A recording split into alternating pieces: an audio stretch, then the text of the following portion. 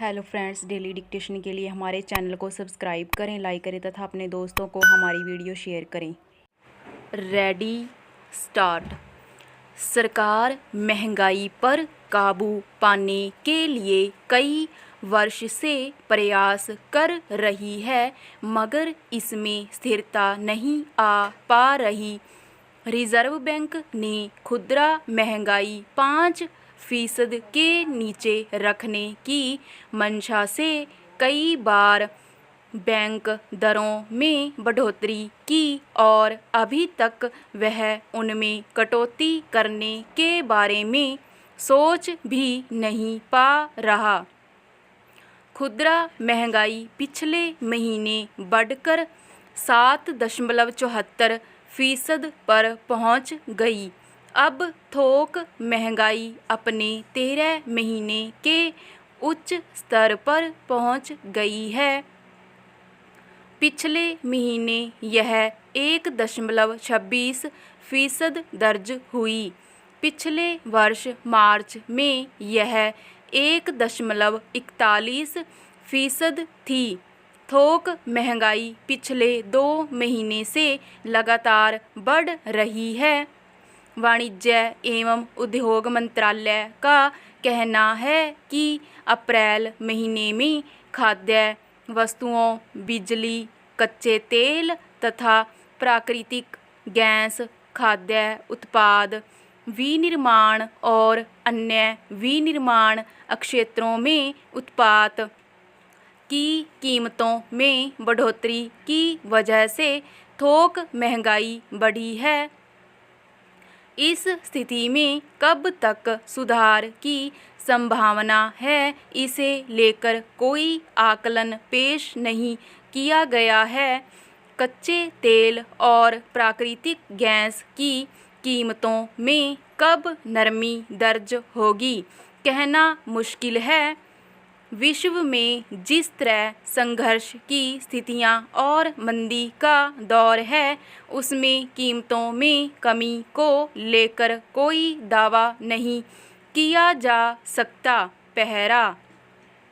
विनिर्माण और बिजली क्षेत्र में महंगाई बढ़ने की वजह भी साफ है।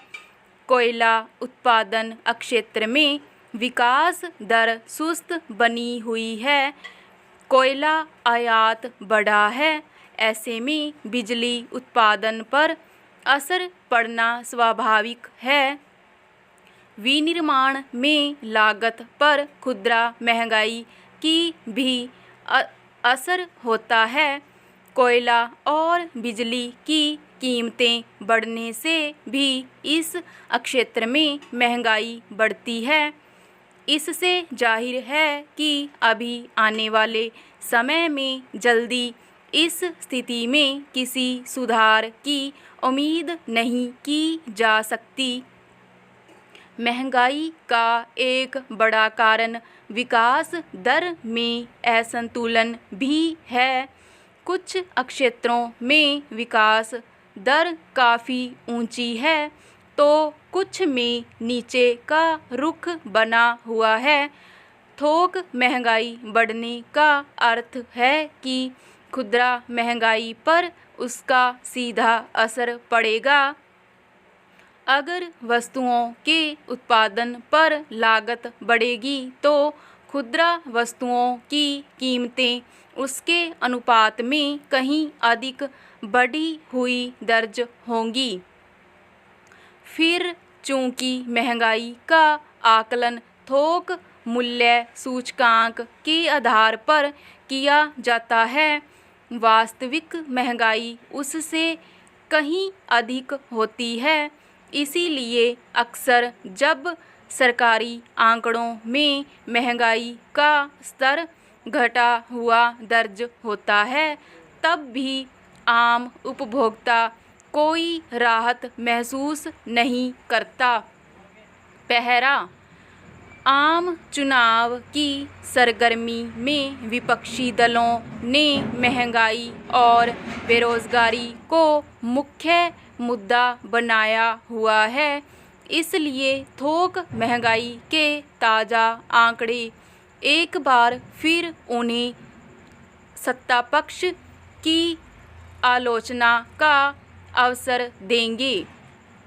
यह एक अजीब तरह का असंतुलन है कि देश की अर्थव्यवस्था का रुख ऊपर की तरफ है, जबकि महंगाई एक बड़ी चुनौती बनी हुई है।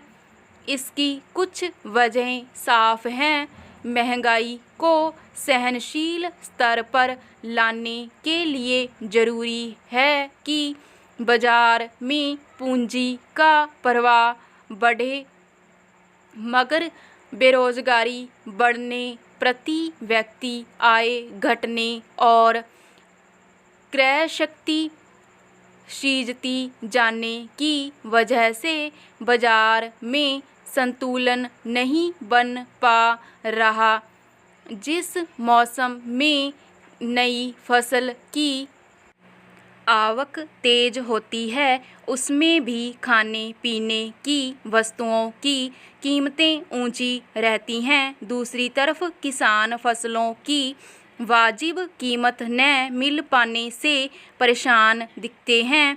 जब तक अर्थव्यवस्था में कायम असंतुलन दूर करने का प्रयास नहीं होता, महंगाई पर काबू पाना कठिन ही बना रहेगा।